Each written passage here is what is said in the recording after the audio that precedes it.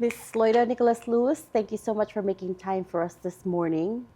I find it quite poetic that we're sitting down here for a conversation when the news of the day is a former President Rodrigo Duterte being arrested by the International Criminal Court. And I say that's poetic because 7, 8 years ago, at the height of his power, you were one of the people that he was publicly lashing out. When you're looking into what's going on right now, what's going through your mind? Well, thank you very much, Regina, or I call you Reg, yeah, for having me. It's an honor.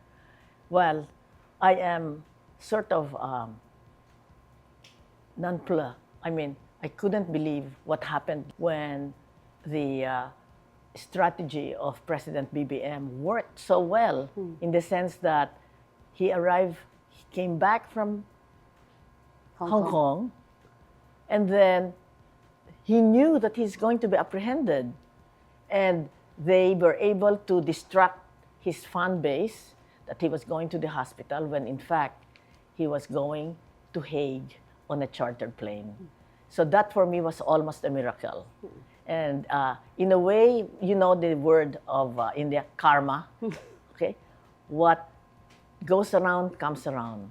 And so his work of especially the extrajudicial killing of people who are suspected drug addicts and drug dealers have been killed mercilessly, and now he's going to answer for it. So for me, it's like milagro talaga.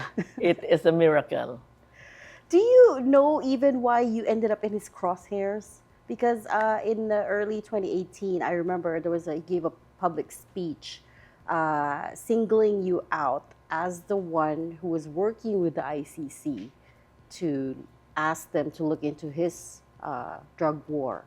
He said na meron siyang transcript of a phone conversation between yourself and someone else. It's a fake news. Okay. Fake news completely. It was, I think what triggered it is that he was sworn in July 1. And his campaign promises was that I will stop the drugs, and if I don't stop it, I'm going to resign. Yeah. So that was July. By December, he not only fired Leni Robredo as his vice president by just telling her don't attend blunt meetings, but also it's already 6 months and he's still, talking as if nothing happened. His promise had no meaning. So I purposely called up ABS-CBN Filipino channel, Don Tagala, to say, okay, I'll have to deliver this message.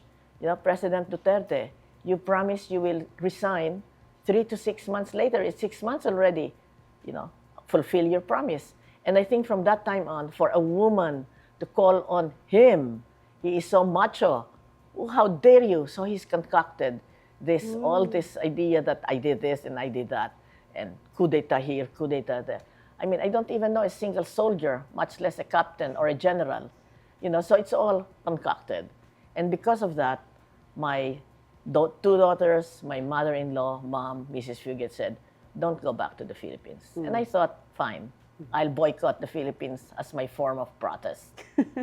So you stayed away for a few years? I stayed it for all 7 years. Yeah. And when President BBM was elected, I said, let me see how he is. Yeah. So I was glad that his appointments, some were questioned, but many of them are of good people. So I said, And then my school, the Lewis College, was celebrating 25 years from its founding, when 25 years ago, in the year 2000, my brothers, Pastor Francis, my sister, Melly Nicolas, and my sister-in-law, Merceditas Nicolas, said, there is a school for sale. That was 25 years ago. And we named it the Lewis College, in honor Sorsogon. of my husband in Sorsogon. So they said, I have to come back. And it seems safe, so I'm here. But for the record, and once and for all, you were not working with the International Criminal Court to ask them, or did not make any sort of outreach to them to ask them to investigate Duterte's I don't drug even war. know that they were at The Hague. But I follow closely, now Leila de Lima. I followed her because we both Bicolana. She's a lawyer and I'm a lawyer. And her being apprehended and imprisoned for trump-up charges that she is involved in the drug war was totally out of whack. And so I'm closely following her. But I knew that she and it was really a lawyer who filed the case in ICC. So I had nothing to do with it. And that, yeah, as I said, I didn't even know it was at The Hague. So for the record, I have nothing to do with President Duterte's arrest. Yes. Not arrest, complaint at the ICC, investigation in the ICC, arrest in the ICC, and now he's extradited. The whole process. The whole process. Because back in 2018, for the record, please. Back in 2018, he was already accusing you of that, being involved. Well, as I said, he cannot stand that a woman, who would would ask him on television to resign. Yeah. That's for him is a no-no. So, our Leila de Lima was this Commission on Human Rights, chair. and that's when she started the investigation. And of course, Leni Robredo won as vice president, another Bicolana. So, Leila, Lina, Loida. So, pinag-isa na lang kami. Oh, yes. You're always getting lumped into. Your affiliation with the Liberal Party is well known. How would you characterize them right now? Because the criticism has been that they're somewhat diminished. Parang ang naging opposition at this point in time is, strangely enough, the Duterte side, because they are the ones who are coming out to oppose the Marcos. How would you characterize the Liberal I think Party it started with having a multiple party. And because there's multiple party, and we are also very regionalistic, so the strength of the Liberal Party, who was then, during the 1950s, 1960s, just two, nacionalista and liberal. My father is a liberal. My mother was for Magsaysay then, but that's beside the point. So we have a history of being with the Liberal Party. So why is it diminished? That's part. There's multi-party.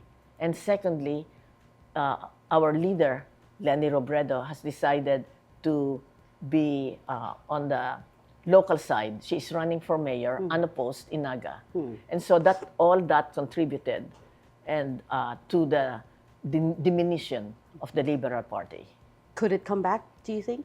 Well, there are young people now who are coming and are saying we will enhance and reorganize and try to resuscitate the Liberal Party.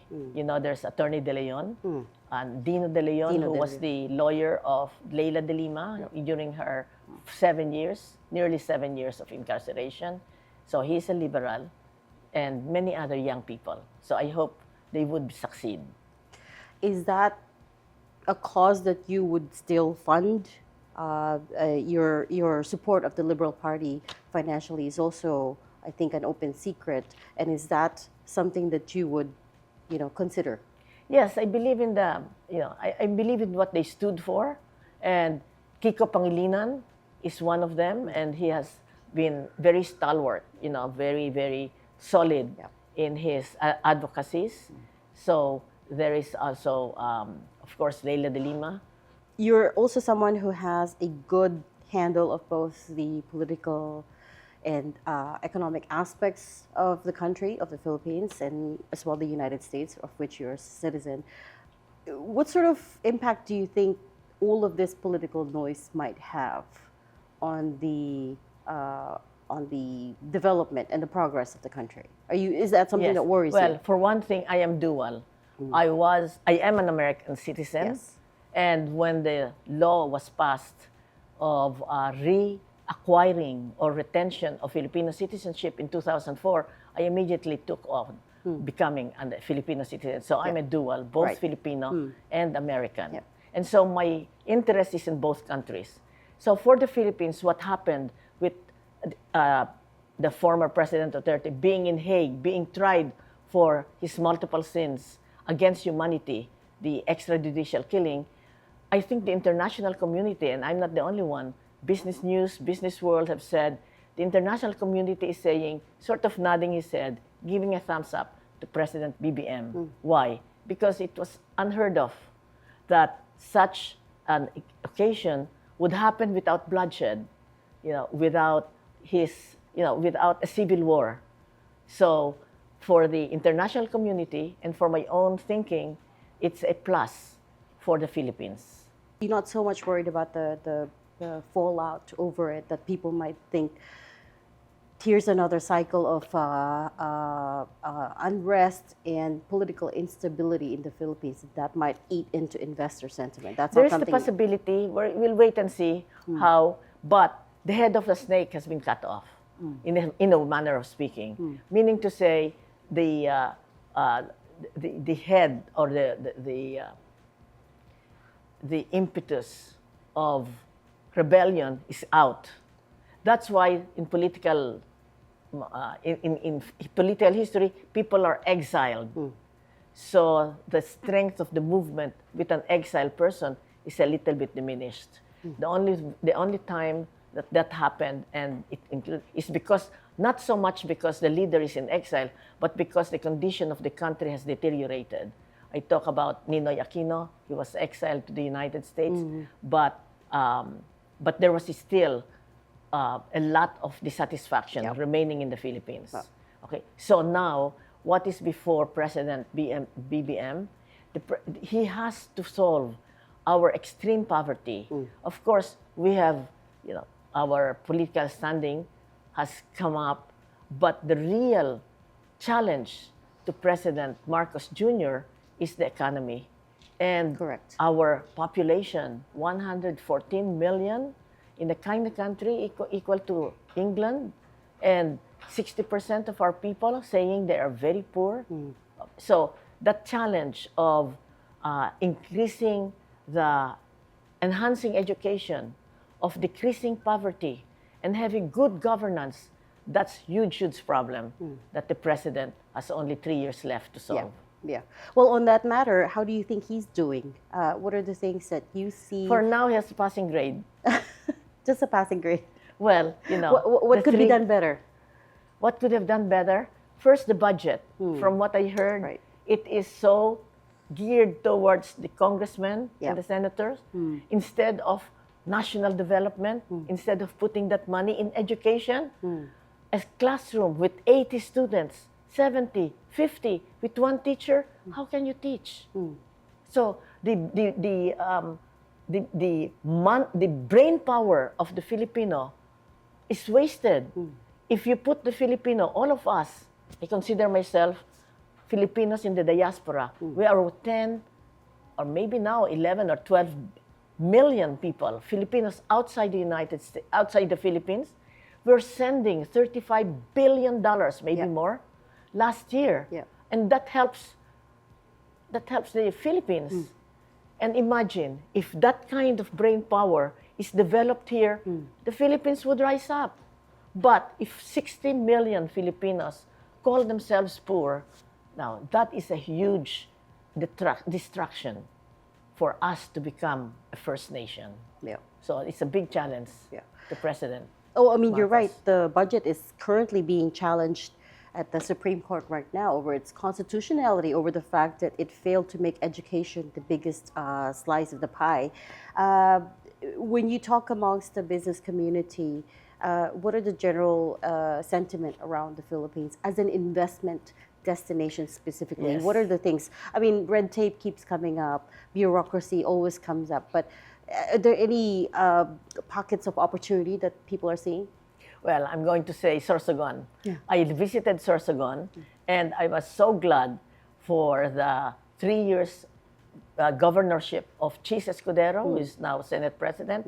He has built the largest coliseum in the country, almost as big as Rome. Our museum, he transferred all the prisoners out of the city and made the prisoners' building a first-class museum. And he has also, on the coast of Sorsogon Bay, a whole strip of esplanade. It's almost like Rio de Janeiro. Okay, so beautiful landscape.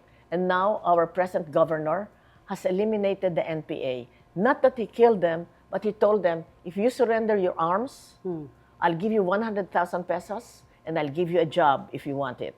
And so 300 NPAs gave up their arms, and they're working. They're having, a salary, because really, you're really working or fighting for your children to have a good education, and for you to have a house. The NPAs really just want what everybody wants. And so in Sorsogon, there's peace and order. The streets are clean. You can't believe there are no newspaper, candy wrappers, empty Coca-Cola, soda cans on the street, because he has assigned every 500 meters to one person, all the way from Pilar, the first town, all the way to Matnog, the last town, 15 municipalities. And so if he comes and there's a road that's not cleaned, he will call, because he's got the picture and telephone number. Do you want to be replaced? You're not doing your job. So the entire national road is clean. No NPAs, clean streets, bureaucracy, no more tongpats. All right. So anyone who wants to invest, go to Sorsogon. Because in 2 years, he promised that he will have an airport. Because the Sorsogon is the only province in the 6th province of Bicol that does not have an airport. So he promised there will be an airport in Sorsogon in 2 years. I think there's Governor Boboy Amor. So you're saying former Governor Chis Escudero did a good job. In his 3 years. Is he doing a good job as Senate President As Senate now? President, well, I did ask him, are you going to call a special session? Yes. And he cited the Constitution. He said, it says in regular session. And so he said, I'm going to call the Senate as the court Yes. to convict or acquit Vice President Sara Duterte. And so that's his interpretation of the, Yes. of the Constitution. It's been challenged, though, by a number of other legal luminaries, not least of which the former Senate President Franklin Drilon, who said, no, you can't convene as an impeachment court because it's outside of the legislative calendar. You're not convening as a legislative body, right? I know, yes. It's being, by the time the court decides, it will be July. Yes. Okay, so it is going to be moot. Yes. Yes. Well, in my mind, if I'm going to convene the Senate and I belong to one side, okay, I don't know what side he belongs to, then I must be sure that the side he belongs to should win. Yep. So, I'm with him. Ms. Lewis, since you brought up being a U.S. citizen, you're also a known Democrat, and you are known for your for campaigning hard, for instance, for former Secretary of State Hillary Clinton, both times that she made a go at the White House. I used the word diminished earlier. The Democratic Party in the United States is also being seen as a diminished party at the moment. They're still reeling from that election loss. What do you think happened there? Well, first of all, President Biden, unfortunately, did so poorly at the debate that everybody, including myself, said he can't go against Trump. And being, what was that, 3 months before election, there was no time for a primary. In fact, it would have been disaster if there was a primary to choose who should be the candidate for president. And he chose Kamala Harris as his vice president. And suddenly he will say, no, somebody else. There was nobody else but Kamala Harris. First, Trump was very successful in just issuing 2 issues. Immigration, I will deport 2 million illegal aliens. And the economy, the price of eggs has tripled. Inflation. Okay, so those 2 was very successful. And Biden against Trump in 2020 was 7 million difference. 81 million voted for Biden, 74 voted, but that's 7 million difference. With Kamala, 74 million for Kamala, 76 million, that's 2 million. What happened to the 5 million? They stayed away. They didn't vote. That's one. Number 2, the candidate is Kamala Harris. She's a woman. Hillary was a great candidate, a great president. She lost. Strike 1. Number 2, she's African American. President Obama is African American, but his mother was white, so he's biracial. Kamala is father Jamaican, African, mother South Asian. No, she's not white. And so how many women, black and white, voted for Kamala? 46. Voted for Trump? 56. So more women voted for Trump. He's misogynist, sexist, and all of that. But so Kamala lost popular vote and electoral vote, and so totally that disseminated the Democratic Party. To put it bluntly, you're saying the Democratic Party don't have a coherent message, and the country is not ready for a female president. It's not that they didn't have a coherent. Immigration, they couldn't say anything about immigration. They didn't say, yeah, we will do that too. They couldn't. All they could say, all Kamala could say was that we had a bipartisan immigration bill that would put hundreds of patrol on the border, that would have expelled all of those who are in prison out. But it was not passed. So how do you campaign on that? A failed immigration bill. On the inflation, how can you say all of the 8 years of Obama resulted in good prices during Trump 4 years? How do you explain economy?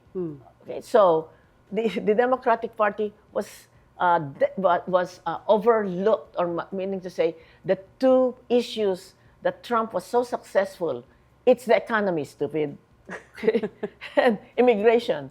Those two people said, okay, we'll go with you, including the Asian vote. Yes. Not that majority got Trump, but from 15%, the vote for Trump in the Asian community went up to 30%. Not 51, pero umakyat. It went up. So, what can you do? And to that point, why do you think so many Filipino-Americans voted for him? Why do you think his message resonated with them when, in fact, he was wanting to crack down on immigration? All right. Make America great again really means make America white again. For now, the majority are still white. So that message is really make America white again. And so he won. He won the popular vote. He won the electoral vote. Partly, as I said, 5 million did not go to vote in the Philippines. Choose people who are worthy to become senators. With Phil-Ams, why do you think they took to Trump? Because you're active in the community I think there. it's nuanced. Okay, many Filipinos in America, Filipino-Americans, are Catholic, and Trump said no abortion. So that one issue, they went. That's one. Secondly, many Filipinos are also Republicans, and for the Republicans, it's Trump. So they're very loyal. They go to Trump. And then third, again, the immigration issue. I was riding a taxi in Manhattan. He was from Bangladesh, immigrant. And he was just complaining. I work 12 hours a day, and they get $600 pocket money, and they stay in a hotel, meaning the immigrants coming from Texas, coming from other countries. So even a person of immigrant status, okay, brown, Bangladeshi, was against the influx of migrants into New York. So why did he win? Because Trump was successful in saying, I will kick them out. And so far, I think Filipinos who were in prison already, for some, are already expelled. And along with other nationalities, other nationals. Actually. So that part actually really resonated with Filipinos. They feel like there's a lot of anger, is what you're saying, on the ground about the number of people that have been let in. Before the election. Now, I think the Muslims in Michigan, where Trump won, are regretting that they voted for him. Because, Muslims, Filipinos, all nationalities have, relatives, friends who do not have papers. And so they are in danger of being taken up by immigration. ICE, they call it. ICE police. Do you worry about the larger impact on the Philippines, both on the immigration front as well as the economic front? Because of course they put a stop to all USAID grants and aid. The USAID, I don't know how much the Philippines is receiving from USAID.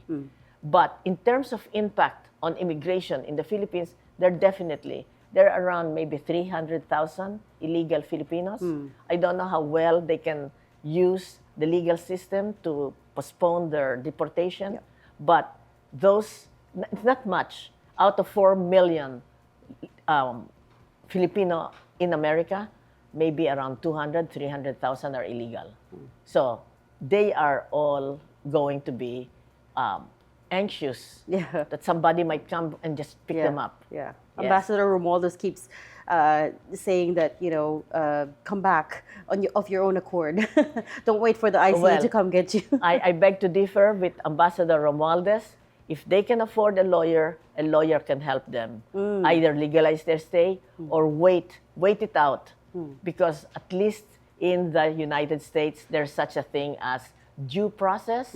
Okay, so a very good immigration lawyer can file papers for suspension of deportation. The lawyer can do anything. So Yes. for all of those who are illegal in the United States, don't come home if you have a job. Find a good lawyer, pay the lawyer, you can stay until Trump is over. That's very solid advice. Yes, no. there's- I'm an immigration lawyer, so Yeah. I know how it works. Yeah. So fight for your right to due process. Exactly. We are in the United States, not the Philippines. All right? So for all of those listening and your papers are not straight, get a good lawyer, a good and honest lawyer. Because a lawyer can say, yeah, give me your money, and do nothing. So be sure that you get the reputation of this lawyer that you're going to hire, that he's good and he's effective and he knows the law. I forgot actually that you specialized in immigration before, but I have a book, How to Get a Green Card. no, I was looking at your book like, why should guys have all the fun, not the other one. But do you think Duterte got due process? Yes, of course. I mean, this has been on since 2017 when he was president. It has been filed in the ICC. The ICC is very careful. It's the International Criminal Court. You don't just issue a warrant without witnesses. And I believe there are 2 witnesses in Davao who did a killing for him. Yes. Who testified that I think they threw, somebody to be eaten by crocodiles. They threw somebody from helicopters. These are all hearsay. I did not see their actual process. But they risked their lives because their conscience couldn't stand it anymore, that they killed people, Yeah. Filipinos. And so these are crimes committed before he even became president. So that's what he is before the ICC. And so after all of this evidence were presented, they came to the Philippines. They also verified whether what is being said is true. So they came here. We didn't know about it, but they came, they did the investigation. And that's when the warrant of arrest was issued by the ICC. They didn't send that warrant of arrest to the government here. They gave it to the Interpol because there is no military arm of the ICC. It's the Interpol Yeah. who will execute it. Yeah. And it's a political decision by President Marcos Jr. Yes. He said, all right, get it here. Get him.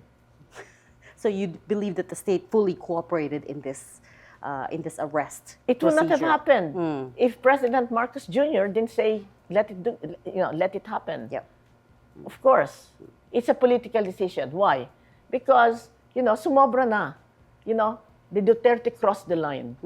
I think when they said, we will exhume the body of your father and bring it to the sea, whether it's a joke or not, you don't do jokes like that. I mean, the person is buried.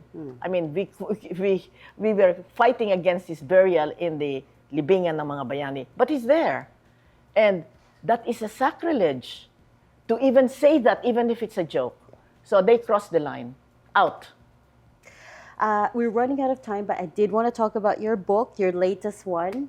Why should guys have all the fun? Oh, here. We'll let you show it to the audience. In particular, there is a chapter there that I thought was very interesting. It was titled From Mrs. Lewis to Madam Chair, which details your transition from the wife to suddenly running a billion-dollar company. Talk us through that.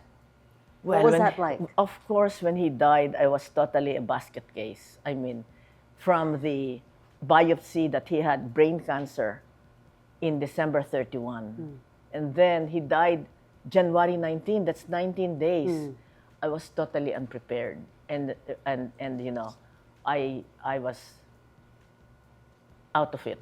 I was totally discombobulated. And, I would cry, I would bawl, hagulgul, because I couldn't accept it. But I'm glad I'm Christian. I'm glad I'm Catholic. I never really lost faith. I knew that God will not abandon me. I knew it in my bones.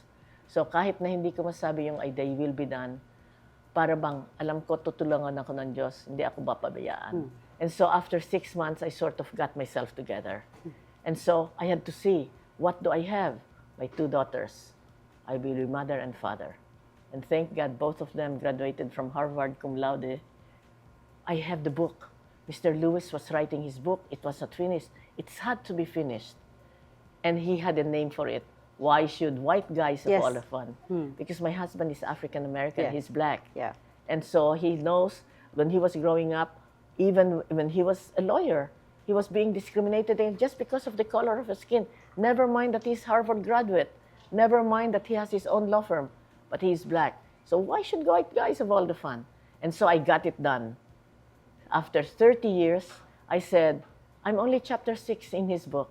I have more than 1 chapter. So I wrote the book. Why should guys have all the fun?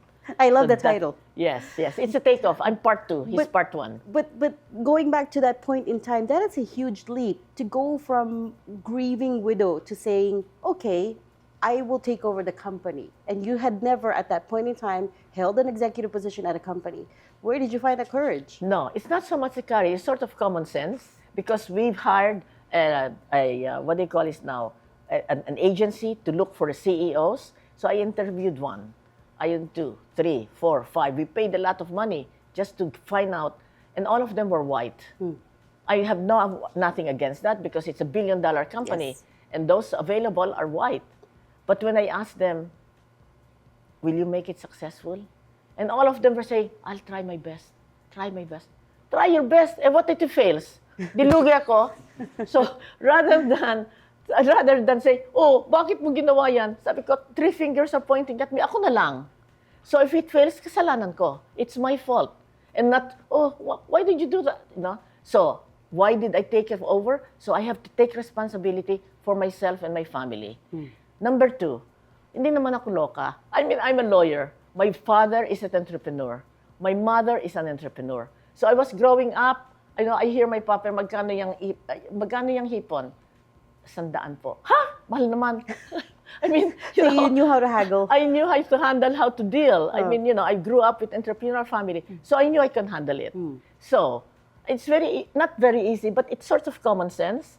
A strong leader died. The company is 50% ice cream. And in 1993, it rained in Spain the whole summer, and France, and Germany, and Italy, and Canary Islands, and then where we all have ice cream. Siyempre, business was down. Income was down. Our expenses, siyempre, remained same. Okay, your expenses is up, your income is down. What do? You reduce expense. You increase income. And that's what I did. Hindi yung, I have to be a rocket scientist. It's very simple. You are earning money, you lost your job. Okay? You're living high hope restaurant here. Reduce your expenses para magtama yun. And that's what I did. So I increased income from 1.8 billion to $2 billion. Yes. And I reduced expenses. I cut down our office space from 32,000 square foot to 10,000 square foot. So immediately, my first year, I had already 1 million net income. Okay, 5 million next, 9 million next, and then 15 million next, and then I sold the company. Yes, that's what I was going to say. You didn't just reduce expenses, you grew it to a point where it could be sold at a good price. I sold it piece by piece. Okay, so when I sold the supermarket, I cleaned up. We had 0 debt. We had 350 million debt from the $1 billion. Okay, so I sold the ice cream company, no more debt, 0. And then I started selling the ice cream, selling the potato chips, selling the bottling company, selling the bottling company in Ireland. So when I sold everything, I had totaled $1 billion. So that's how I created a $1 billion business empire. I know you say it's common sense, but I also know it's not that easy, and I don't know many people who can run billion-dollar companies. So what are some of the hard-won business lessons that you'd like to share, especially at a time like this when everywhere you go, business is more difficult, right? Yes. Competition you is have harder. you have to do the hard decision. To reduce expenses, I have to not fire, but I had to talk to those people that I have to lay off. Executives. Mr. Lewis had 5 executives, executive vice president, lawyer. So I had to talk to them each. I did not send them an email. I have to talk to them so that we can agree on a mutually sum that's agreed by both of us on their termination pay. And I was very generous, including my brother-in-law. I had to fire my own brother-in-law because he was the CEO, so I had to talk to him. I have to take over. So in other words, and the secretaries. So I saw to it that they will have a job. So I called up the law firm that we used. So they were all absorbed. Up to now, they're still working there as legal nice. secretaries. In other words, you have to have profit if you are in business. You have to make the hard decision, but you have profit with honor. So I can honestly say, in my conscience, yes, of course, but I gave him a very generous separation pay. So that's one, profit with honor. Number 2, ethical. You have to be ethical. You cannot do things na, illegal. Cut corners. Cut corners. Because it eventually, babalik sa'yo yun. Yung karma nga, sinasabi. Anything that you do, if it's bad, you will get it, some way or other. Ano ba yun? Arithmetic? 1 plus 1 equals 2. 1 minus 1 equals 0. So if you start doing negative things, babalik sa'yo. Yeah. Okay, so that's the second lesson. And the third lesson is failure.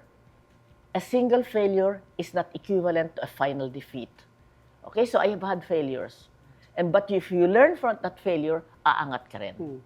So those are my business tips. There have been a lot of failures along the way. No, after I sold it, I wanted to buy a company. I failed. I want to buy another company. I failed. I wanted to buy another company. I failed 3 times. So what's the lesson? I don't have the skills that Mr. Lewis had. So I accepted it. So no So more, you pivoted. no more buying businesses. And that's part of what pushed you to just sell it. No. When it was doing well. I had to sell it because I didn't want. Mr. Lewis said, in order to create wealth, you buy a company, make it profitable, and then sell it. And then so you have wealth.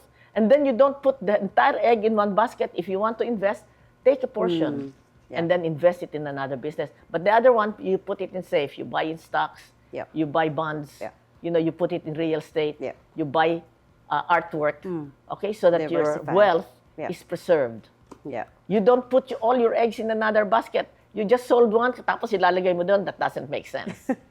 I realized I was remiss. I didn't mention the name of the company. It's Beatrice International. Okay, Mr. Lewis bought Beatrice International Foods. Yes. And then We've he been renamed talking about it TLC Beatrice. Yes, TLC Beatrice. Yes, That's the the Lewis company we're College. talking about. The Lewis companies. Yes. So I named my college in Sorsogon the Yes. Lewis College. TLC pa rin. Perfect, because that was going to be my last question. How is the Lewis College in Sorsogon doing? How many students do you have now?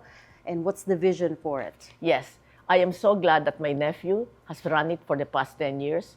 When it started by my sister-in-law, my brother, who is a pastor, we only had 300 grade kindergarten, nursery, grade 1, first year high school, first year college. We had 300. Now we have 2,500. And we are known for teachers, BSE, BSE Ed, teaching high school, teaching college. Because once you become a teacher and you've passed the exam, 28,000, I think your first salary is 28,000. In the province, that's instant middle class. And we also had information technology, computer science, and that's my biggest percentage of students. So the vision is I want Sorsogon, the Lewis College, to be a hub for computer science, for information technology, software engineers. Why? Because we are in the age of computer. And if you don't know a computer, you're behind the 8 ball. Okay, so that's my vision. And my nephew, Nicolas, we call him Nico. Nicolas is running it, and he's running it very well. The 25th anniversary was glorious. Para ba akong nasa Broadway? Yeah, they sang, they danced, the students, Yeah. they had declamation. Yeah. Napaiyak pa nga ako. You know, it's just wonderful. Congratulations. Yes, I'm very 25 proud years. of the That's Lewis a College. huge milestone. Thank you. Yes. Any plans of expanding it further? No, Beyond, no. Okay. Not right No. now. For me, it's just Sorsogon. We only have 1,000 square feet of space. Okay. So punong-puno na. Yeah. You know, I was able to invest in building, Yeah. you know, a covered gym, you know, a better cafeteria because students stay there. Yeah. You know, 3 buildings, etc. So tama na yun. For me, Yeah. bahala na if my nephew wants to increase it. But as far as I'm concerned, education is the key out of poverty. And so Sorsogon is moving up. We will have an airport in 2 years. So the Lewis College will be well placed to be the computer center in Bicol. Fantastic. We will leave that there on a high note. Thank you so you. much for your time, Ms. Thank you. Loida Nicolas-Lewis. Thank you, Reg.